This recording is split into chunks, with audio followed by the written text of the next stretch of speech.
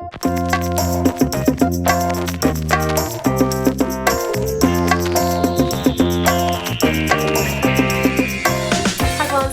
video is going to be a products that aren't worth the hype video. Things that have kind of been, you know, hyped up and talked a lot about in the beauty world, or kind of on blogs or on YouTube and stuff like that, but that I personally didn't see the hype in it and didn't think maybe they're worth the price or stuff like that. So just products that I kind of don't think were worth it. It is slightly kind of a negative video, but I feel like I do talk a lot about things I'm loving all the time, but like I don't tell you guys as often what I don't think's worth it. So yeah, just a little disclaimer. So they're not all terrible products, it's just that I didn't get on with them. Anyway, blah blah blah. So the first one is Loreal Studio Secrets Smoothing Resurfacing Primer. It looks like this, and inside.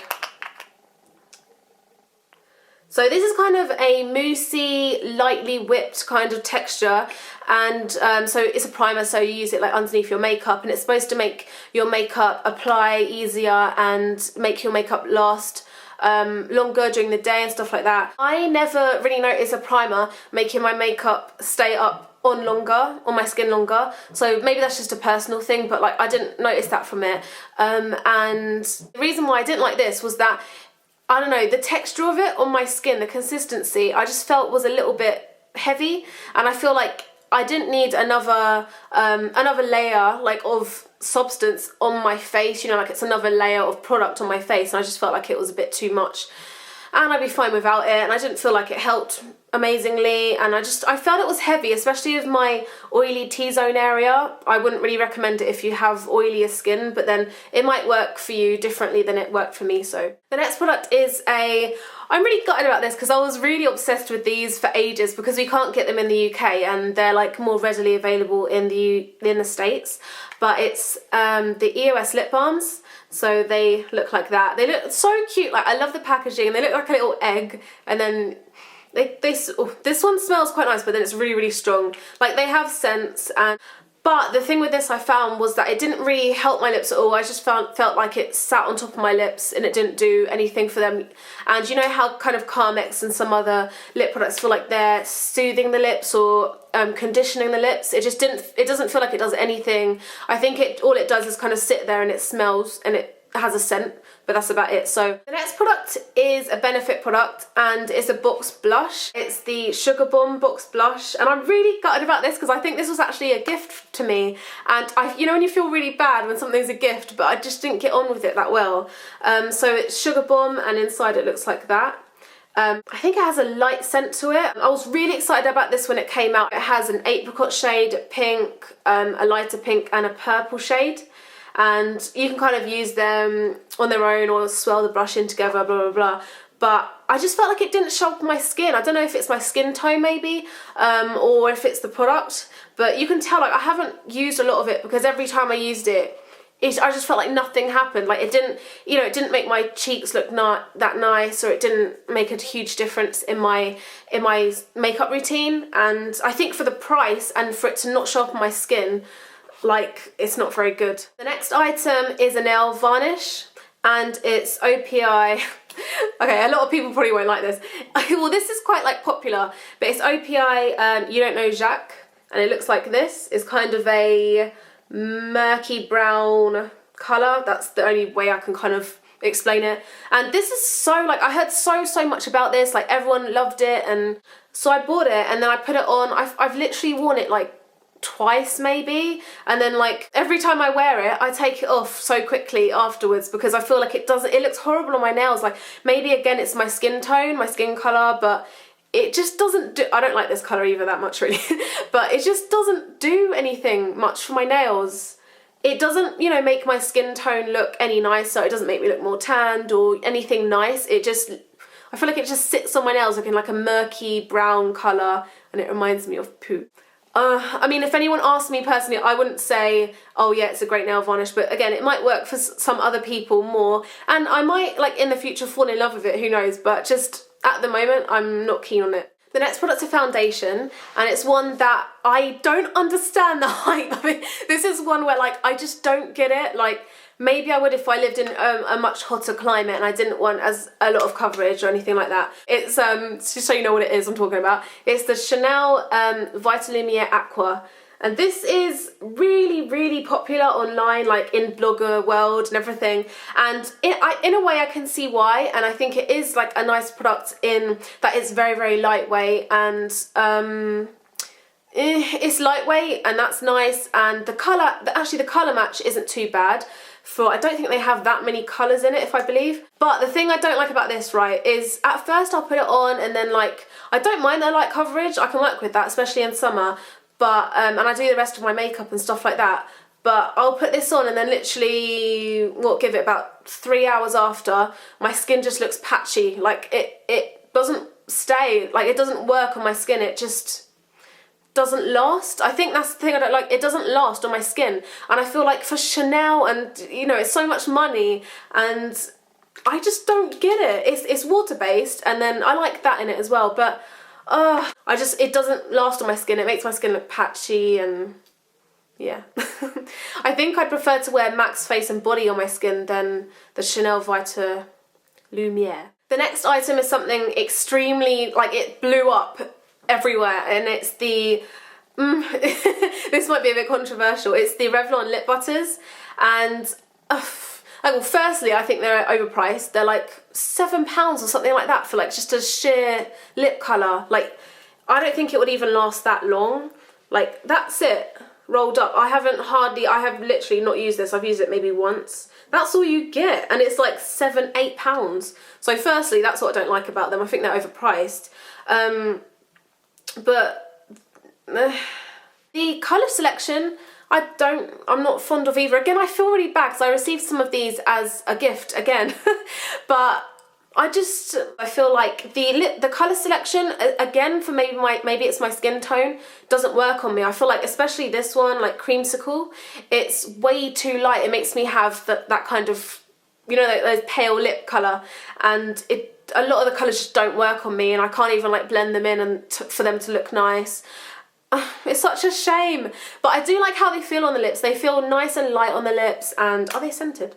A little bit of like sweet scent in there, but yeah, I like how they feel on the lips. They do make your lips quite soft, but I just think for the price and the colour selection, I'm not that fond of. And the only one I like is Creme Brulee, but all the others I just haven't got on with, so I wouldn't recommend them.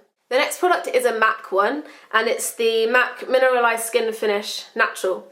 I used to use this for ages. If you watch my old videos, I actually used to use it all the time, and then I just changed, and after I changed I was like, I don't really want to go back to it. So, you know, it looks like that. It comes in a compact, and it's basically kind of a finishing powder, and the idea of it is that finishes off your face of makeup and mattifies your face, and you can like top it up during the day. But I think the reason a lot of people like it is because they say it doesn't give much coverage, so you can use as much as you want. I don't agree with that. I think it looks really cakey and powdery.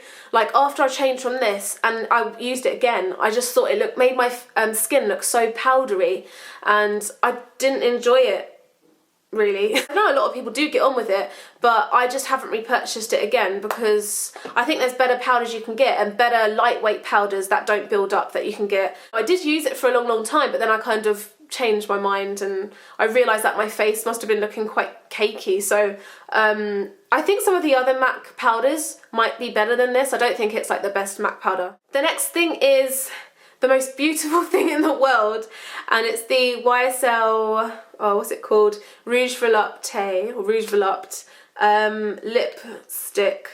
What's this one in? Number 2, I think.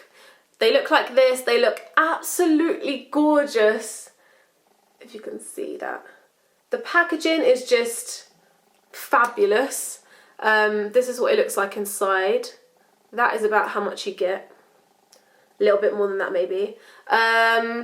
First of all, which is probably my fault, the colour on this with my skin tone, no. It's so pale, and I tried to work with it so much because I know it's so expensive and it's such a luxurious product. So I tried to work with it. I tried to wear lip gloss on top, or, you know, tone it down a bit, but it just makes me look like it makes, you know, that really light lip effect that just looks not nice. it doesn't, yeah, so the colour doesn't work for me, which is probably my fault. I could have chosen a different colour, but how it feels on the lips is like, it feels as if it's like a cheap lipstick. You put it on and it feels really like, how do I explain it? It just feels really like wishy-washy, you know, like when you do that, after a few times it will go away.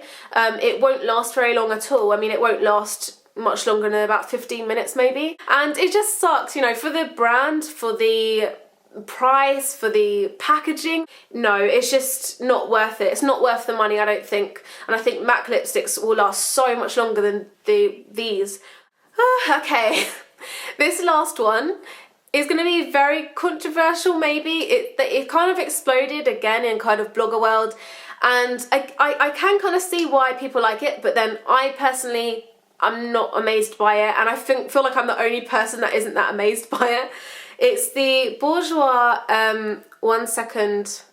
It's a nail varnish remover, so you put your finger in there, wipe it around a little bit, and it takes your nail varnish off really, really quickly. You can't use it on your toes, obviously, use it on your fingernails. Positive points I do like about this is that it is quick, and I do like that it contains almond oil, and I don't think it's very harmful for you. That's it, I think, for the positive points of this. Like, it does work, but meh, like so does my other makeup, so does my other nail varnish remover. So the things I don't like about this, I, probably stupidly of me actually, I think I was just holding it a wrong way, like the first time I used it, and all the liquid in it, I didn't realise it had liquid in it, stupidly maybe, but it, like half of it poured out, and I was just like, it went everywhere. I didn't even realise like what I was doing, I don't know.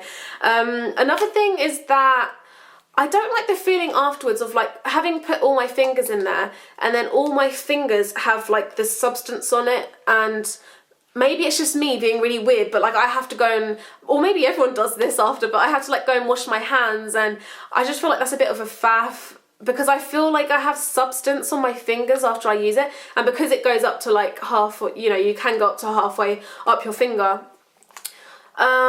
What else don't I like? I feel like it sometimes doesn't get all of it off, because you can have some bits at the side that it doesn't grab, whereas you could get them yourself when you do it with a cotton pad. Another thing is that obviously you can't use it on your toes, so then you still have to have one for your toes, so I'm like, I might as well use that one for my fingers and toes.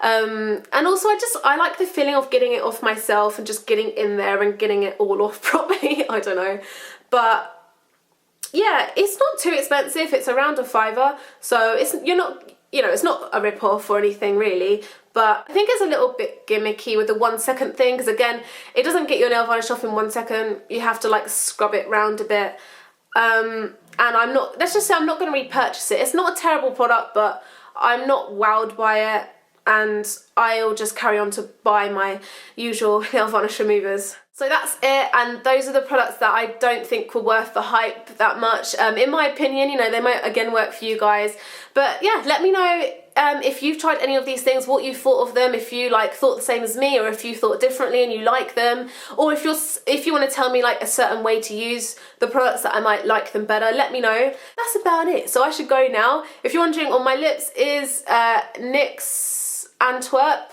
Soft Matte Lip Cream, which looks like the other one, but it's just in a slightly different shade.